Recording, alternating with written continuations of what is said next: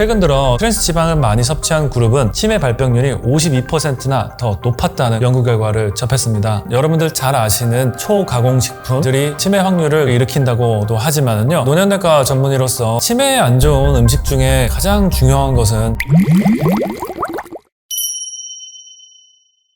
최근 통계에 따르면요, 2024년 65세 한국인 시니어분들 중에 10명 중 1명은 치매가 있다, 이런 통계가 있고요. 또 한 연구에 의하면 한국인들이 서양인에 비해서 2배는 치매 발병률이 더 높다는 연구도 있습니다. 원인으로는 여러 원인을 꼽을 수 있지만 그래도 제가 생각하기에 수면 부족, 스트레스, 당뇨와 같은 질환들이 꽤 많기 때문에 그렇다고 생각을 합니다. 미래를 예측해봐서 2050년에는요 6명 중 1명의 시니어가 치매에 걸릴 거라고 추측을 합니다. 세계 평균보다 더 빠른 속도로 고령화가 되고 있고 치매 환자들이 더 늘고 있기 때문에 걱정이 될 수밖에 없습니다. 치매는 대부분 기억력 감퇴로 나타난다고 생각을 하시는데요. 하지만 제가 진료를 볼 때 치매를 의심하게 되는 경우에서는요, 복잡한 대화를 이끌어갈 수 없는 경우 많이 의심을 합니다. 인지력 기능이 부족하시다 보니까 복잡한 것은 이해는 못하고, 그래서 내가 단순한 대화만 자꾸 하고, 하지만 내 감정은 아직 남아있기 때문에요, 고집이 더 많이 나오면서 어려운 것은 자꾸 듣기 꺼려하시는 상태로 변합니다. 두 번째, 일터에서 내가 평생 해오던 것들이 조금씩 어려워지는 그런 것을 경험을 하면은 치매 증상이라고 볼 수가 있는데요. 세 번째로 흔한 것은 가족들이 엄마 그거 어제 얘기했잖아, 저번에 얘기했잖아 라고 얘기를 자주 들어요. 나는 기억력이 어느 정도 나쁘지 않다라고 생각을 하는데 주위 사람들이 내 기억력이 안 좋다라고 얘기를 하는 경우는 치매를 의심해 볼 만합니다. 마지막으로는 내 물건을 어디다 놨는지 잘 기억을 못하는 거예요. 제가 말씀드리는 이유는 반복적으로 이제 물건을 잃어버리는 경우입니다. 이는 옛날 기억은 괜찮지만 새롭게 생기는 기억들을 입력시키기 어렵기 때문에 생기는 증상인데요. 치매의 가장 특징적인 증상이라고 볼 수 있습니다. 여러분들, 제가 이렇게 말씀드린 사항들이 하나라도 포함이 되신다면요, 병원에 빨리 오세요. 인터넷에 나와 있는 자가검사 같은 것은 이 환자에 적합한 검사를 가져오지 못합니다. 그렇기 때문에 너무 부담 갖지 마시고요, 빨리 예방하면은 나도 좋고 가족도 좋으니까요,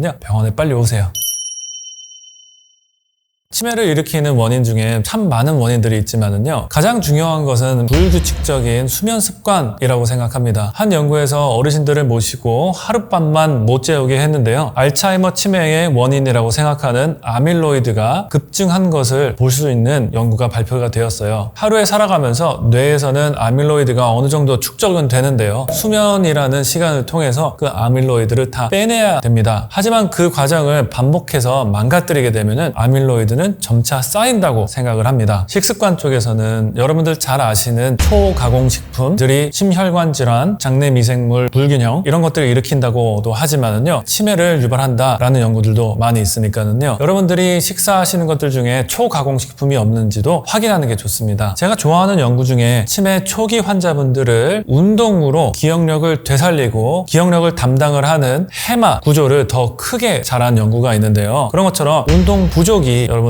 삶 속에 있다면요, 그것도 꼭 치료하셔야 됩니다. 치매에 안 좋은 음식 중에 가장 중요한 것은 설탕인데요, 치매는 혈당 스파이크가 반복적으로 일어나면서 뇌 혈관에 좋지 않은 영향을 미치는 것뿐만이 아니라요, 뇌세포의 원활한 작용까지도 방해를 합니다. 결과적으로 뇌세포가 포도당을 원활하게 사용하지 못하게 되고요, 이로 인해 뇌의 에너지 대사가 망가지게 됩니다. 반복적인 혈당 스파이크로 인해 산화 스트레스가 뇌에도 반복적으로 침투하기 때문에 뇌세포가 손상을 받을 수가 있고요, 혈당 스파이크가 반복되면은 AGE, 최종 단화 산물이라는 성분이 생성이 되면서 뇌에서 아밀로이드 플라크가 생기는 것을 촉진을 합니다. 즉, 설탕으로 인한 혈당 스파이크가 혈관, 뇌세포, 아밀로이드 다방면으로 치매를 악화시킨다고 봅니다. 혈당 스파이크가 여러분들 얼마나 건강에 안 좋은지는 다 아시겠고, 일반인들이 설탕을 섭취하는 것과 당뇨 환자가 설탕을 섭취하는 것이 반응이 다르기 때문에 얼마 정도 먹어야 되는지는 개개인마다 다르겠지만 WHO 기관에서 봤을 때는요, 치매 예방을 위해서 최소한으로 설탕 섭취를 하는 것을 권장을 하고, 전체 하루의 칼로리에서 5%를 넘지 않도록 하는 것을 권장을 합니다. 그 뜻은 그람수로 환산을 하면은 약 25g 정도 설탕을 넘지 않는 것을 권장을 합니다. 콕 집어서 어떤 음식이 치매를 일으킨다라고 정확히 말씀드리기에는 어렵지만, 반복적인 초가공식품 섭취와 트랜스 지방 섭취를 통해서 만성염증 불균형이 일어나는 것을 예방하는 것은 많은 뇌과학자들과 의사들이 동의를 하고요. 초가공식품에 대해서 잠깐 말씀드리자면은 음식을 크게는 자연식품, 가공식품, 초가공식품 이렇게 세 가지로 분류해서 생각하시면 쉬겠고요. 가공식품은 저희가 집에서도 가공을 할 수 있는, 손으로 만들 수 있는 음식들도 가공식품이지만, 초가공식품은 집에서 만들 수 없는, 공장에서만 만들 수 있는 것들을 초가공식품이라고 생각을 하시면 되겠습니다. 예를 들어서 이미 만들어져 있어서 ready to eat, 잡아서 먹을 수 있거나 데워서 먹을 수 있는 것들, 살짝 조리를 해서 먹을 수 있으면 초가공식품이라고 생각을 하시면 되겠습니다. 초가공식품이 선반에서도 썩지 않잖아요. 그렇기 때문에 저희 장에서도 썩지 않으면서 장내 미생물을 많이 괴롭힙니다. 그러면서 장누수 증후군이 생기면서 장 사이사이에 독소들이 침투를 하면서 그게 뇌막을 통해 침투하게 되고요. 또한 장내에서 만들어진 아밀로이드까지 올라온다라는 연구 결과도 많이 있습니다. 여러분들 건강한 지방과 나쁜 지방이 있지만요, 포화지방, 불포화지방, 트랜스지방 중에서 가장 위험한 것들은 트랜스지방이에요. 잘 아시다시피 트랜스지방은 튀김옷과 가공육에 많이 포함되어 있기 때문에요, 고열에 가공되거나 반복적으로 가공이 된 음식들은 피하시고 자연식품으로 드시는 것이 트랜스지방을 피하는 것의 가장 지름길이라고 보겠습니다. 최근 들어 참 충격적인 연구를 접했는데요, 60세 이상 1600명 환자분들을 모시고 트랜스지방 섭취율을 비교해 봤을 때 트랜스지방을 많이 섭취한 그룹은 그렇지 않은 그룹에 비해서 치매 발병률이 52%나 더 높았다는 그런 충격적인 연구 결과를 접했습니다. 그만큼 트랜스지방이 치매 확률을 높이니까요, 주의하시기 바랍니다. 여러분들 잘 아시겠지만 이제 지나친 음주는 치매와 연관성이 매우 깊은데요, 꼭 알코올릭 정도 음주를 하는 경우가 아니더라도요, 술을 즐겨 하시는 분들은 영양소를 골고루 드시지 않는 경우를 많이 접합니다. 술 조금이라도 하시는 분들은 꼭 섬유질을 챙기시고 건강한 식단까지 같이 곁들이시는 것을 권장해 드리고요. 너무 당연하지만 흡연 동안 산화 스트레스를 뇌에 많이 공급하기 때문에요, 금연도 매우 중요한 부분이라고 할 수 있습니다. 치매 예방을 위한 음식이라고 하면은 가장 연구가 잘 된 것은 마인드 식단을 꼽을 수가 있겠는데요, 여러분들도 마인드 식단 많이 들어보셨을 텐데요, 지중해 음식을 마인드 다이어트라는 연구에 사용을 했을 때 치매 예방에 효과가 됐다라는 연구가 있기 때문에 마인드 식단이라고 얘기를 하는데, 이해하기 쉽게는 지중해 식단이라고 생각하시면 되겠습니다. 지중해 식단이라고 하면은 크게는 올리브유를 생각을 하실 수가 있겠고요, 생선을 많이 먹으면서 오메가3가 많고, 또 세 번째는 섬유질을 많이 섭취를 하면서 장내 미생물을 관리한다, 이렇게 세 가지로 생각을 하시면 되겠습니다. 특히 생선 섭취는 일주일에 2번 이상 드시는 게 좋겠고요, 섬유질을 많이 섭취하기 위해서는요, 내가 현재 문화에서 즐기는 야채와 과일과 나물에서 벗어나서 다른 문화에 있는 식단까지 시도해 보시는 것도 좋겠습니다. 마인드 식단에서 제게 가장 흥미로웠던 것은요, 베리류 과일을 드시는 것이었습니다. 블루베리, 스트로베리 등의 이런 베리가 붙어있는 과일들은요, 치매 예방에 좋다고 하니까 많이 드시면 좋겠습니다. 거꾸로 식사법이라는 것도 굉장히 흥미로운데요, 실제로 제 환자분들한테 말씀드렸을 때도 큰 효과를 봤었어요. 여러분들도 잘 아시다시피 야채나 채소를 먼저 드시고 그 다음에 고기를 드시고 그 다음에 탄수화물을 드시는 것입니다. 원리는 내가 먹는 탄수화물이 급속도로 흡수되지 않도록 섬유질이 많이 들어왔을 때 혈당 스파이크를 덜 일으키기 때문에 그렇습니다. 그리고 천천히 식사를 하기 위해서는요, 꼭꼭 씹어 먹으면서 중간중간에 물도 마시면서 그렇게 식사하시는 것이 좋겠습니다.